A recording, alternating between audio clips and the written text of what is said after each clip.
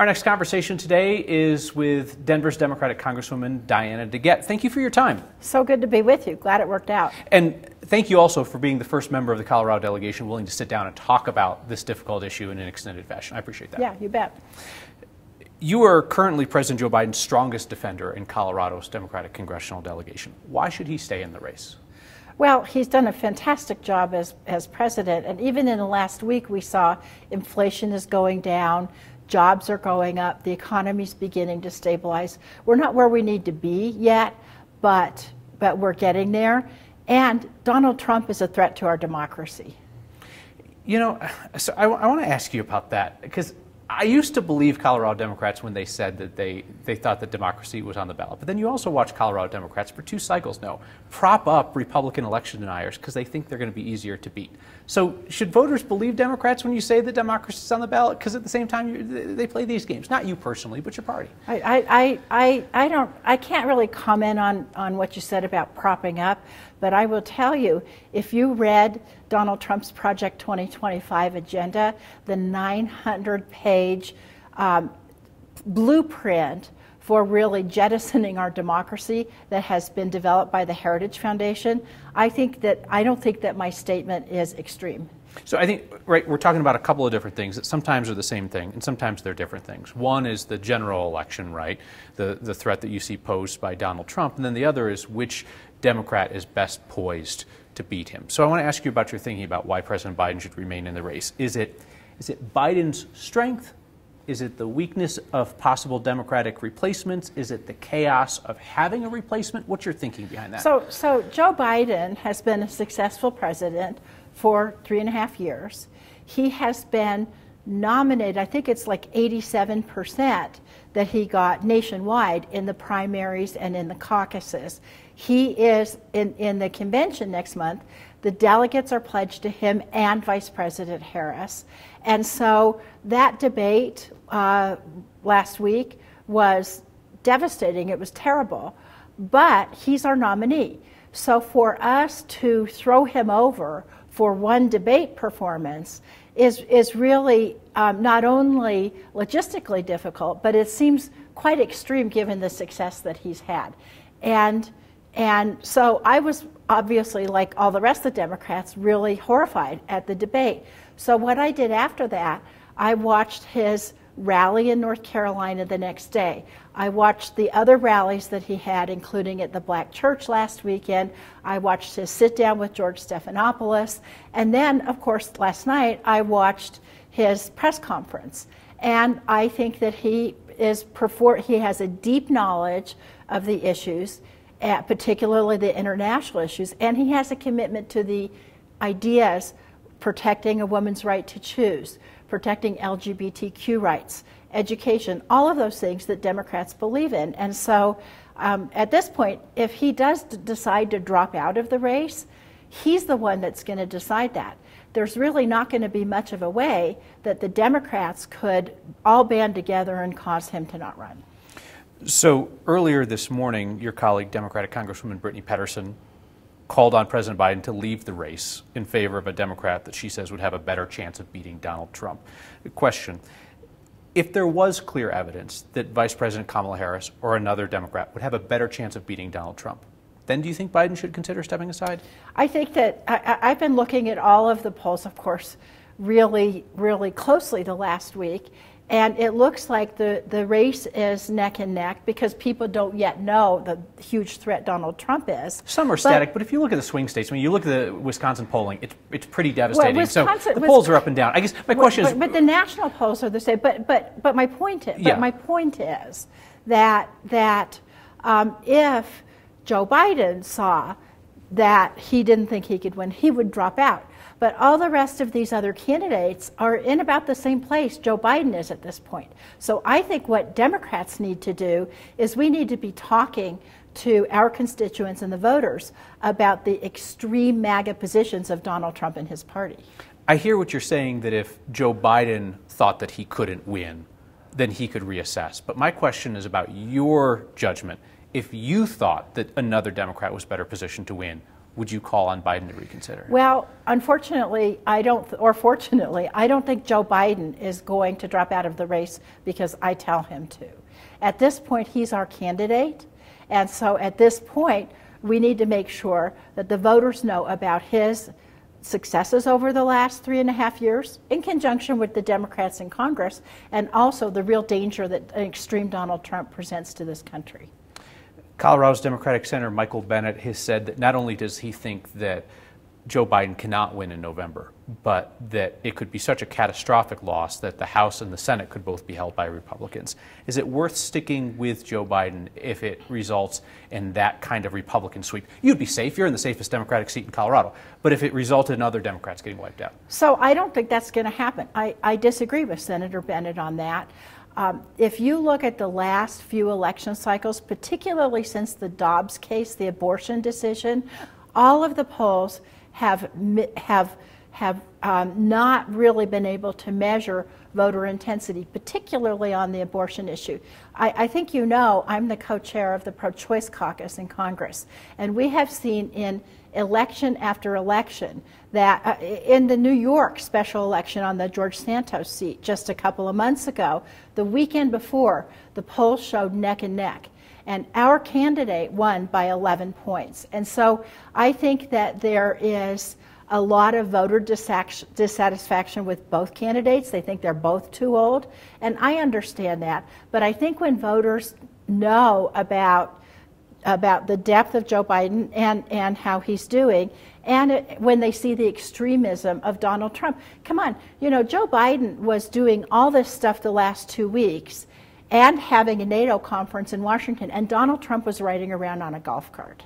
Showing the most restraint that he's ever shown. Not that people should get a gold star for showing the restraint that we ask for from young children, but it was a level of restraint that we've not seen before from Donald Trump. Is that the standard we should elect him on? That's a great question about standards, right? Yeah. And are our standards so low that if President Biden comes out and has anything less than a catastrophic public performance off the teleprompter, that he's exceeded expectations? And if Donald Trump doesn't behave like a child, then he's exceeded expectations. And that's where we are as America.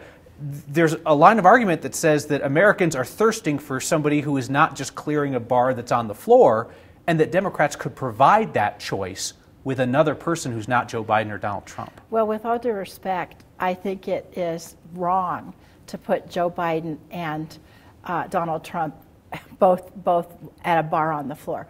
I think that Joe Biden had a bad night, no question about it. And by the way, I also think he needs to continue to perform at a high level as president. And I think he continues to need to show the American public he can do this job, as he did this week with the NATO conference. But to say he's at the same level as Donald Trump, who just the other day said he didn't even know what NATO was till he got in the White House, then I don't believe that premise.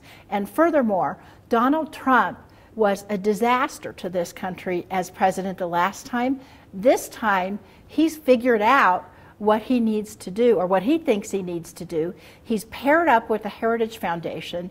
They've come up with this agenda that includes things like banning all abortions at the national level, banning IVF, banning some forms of birth control. Those are in Project 2025, not in Trump's agenda. The question is, which would he really implement if he was elected, right? Well, there are differences on reproductive rights between Project 2025 and what Trump has said he'd do. Well, what Trump said lately, he says something new every day. Sometimes he contradicts himself, all the time he contradicts himself. But what he said that lately, and what he forced the Republicans to do in their platform, is to say, well, it should be up to the states. Well, guess what? 12 states have banned all abortions. So I guess it would be okay with Donald Trump if every state banned abortion. So what does that mean? He thinks it's okay if people can't get the health care that they need.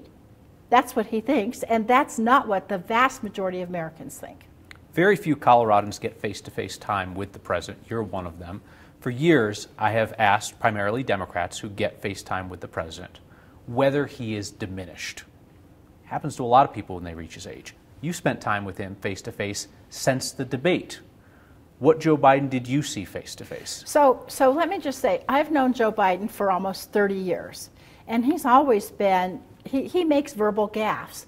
I remember 15 years ago, I was the vice chair of the Energy and Commerce Committee. We were having a meeting over at the White House with Biden and then President Obama. And the vice president turned to me out of the blue and he goes, Diana, why is it that every time I say something stupid, it's all over the press? And every time Barack does, nobody says a thing. This was 15 years ago. So fast forward to Tuesday of this week. I was very proud to be in the Oval Office with a small group of members of Congress because the president was signing my bill that helps to reorganize the way we do nuclear energy in this country. Maybe we can talk about issues one of these times. But he was signing the bill, and so we talked for a while about how nuclear energy can be part of a climate agenda and how important it is to be part of that package. The president brought that up. But then at the end of the signing, I turned to the president and I said, Mr. President, good luck with the NATO summit this week, because it was just starting that day. And he turned to me and he said, Diana, thank you so much. He says it's really at a critical point for Europe in particular. They've just had these elections in Europe. He said all of this, just with me saying that. He said they've just had all these elections in Europe. People are pleased that the right wing has been diminished, but we can never forget that they're still really active in countries like France, Great Britain, Germany, and then he proceeded to give me a whole analysis. This was before NATO. So as far as I can see, he had a great, deep knowledge of the politics in Europe and what was going on, and he said it to me just on the spur of the moment. Do you believe the reports, including from some of his staunchest supporters, that frankly he has good days and bad days like a lot of people his age? Do you believe that? I do. Okay. So I guess my question is, what happens if there's a crisis with Russia or China or a terror attack, and President Biden is having one of his bad days like we saw at that debate, where he looks frail and dazed and confused, staring into space, mouth agape? You would prefer him over another Democrat to handle that crisis if he's in that kind of shape that day? We've had a lot of crisis-filled days, and recently we had the attack by Hamas on Israel on October 7th. We've had the continuing saga in Ukraine. We've had issues in the United States over and over again, and I have never seen Joe Biden unable to handle those situations. I don't know what happened that debate in 90 minutes. I know he was sick. His staff probably should have told people before that he was sick. I know that his travel schedule had probably been too much and all this. I don't know. There's a lot of excuses, but if you have a 90-minute crisis, or not even a crisis, if you have a 90-minute lapse, then one would hope you would have people around you to help you deal with whatever the crisis that was facing you. And I think that kind of crisis could hit any president, Democrat, Republican, old or young. You mean, by crisis, you mean like a bad day, a lapse day? You mean no. Are you talking about the external situation? All of us have had a sick day. Sure. What would happen if you had a very bad case of COVID and there was some big crisis? One would hope that you would have producers and other members of your team around you who could help, in that situation. Yeah, I guess the question is just, is he more prone to that due to his age and due to his mental abilities? I haven't seen any evidence of that.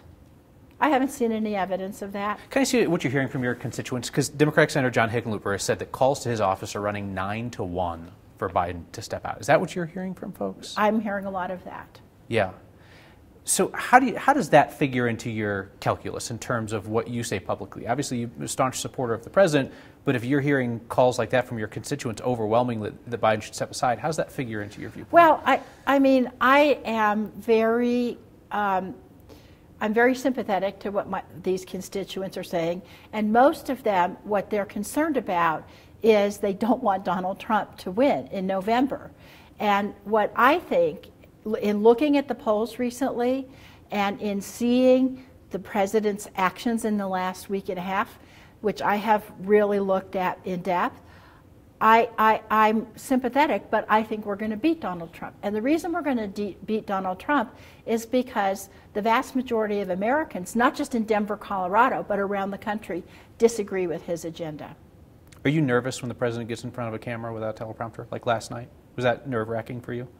I was nervous the next day when he was in North Carolina, and then after he gave that really impactful speech at that rally, I breathed a sigh of relief because I said, okay, he's back.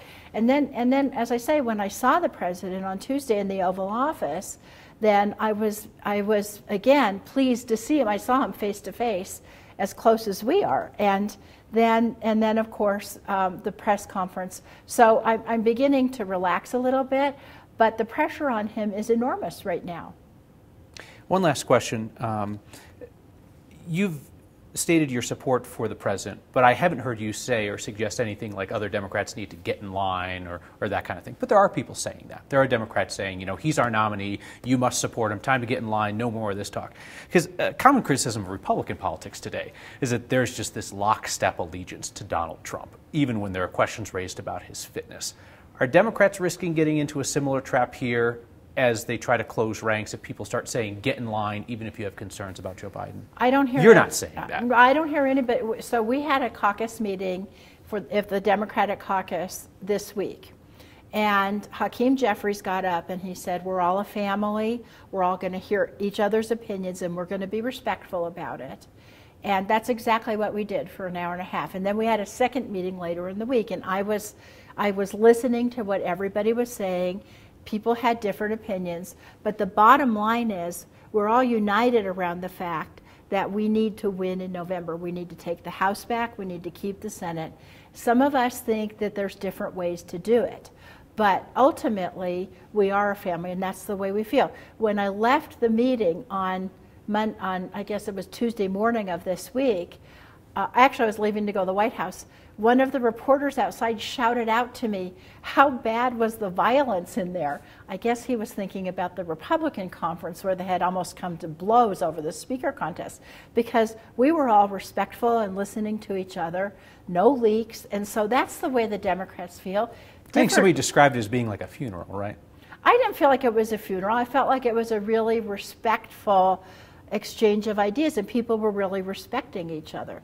I'm sure that the press would have liked to have seen people come to blows, but that's not what we've learned as a Democratic caucus. So, you know, the Democratic convention is about a month away. We will be electing our nominee. And if Joe Biden continues at the level he's been operating, then I feel certain he'll be our nominee.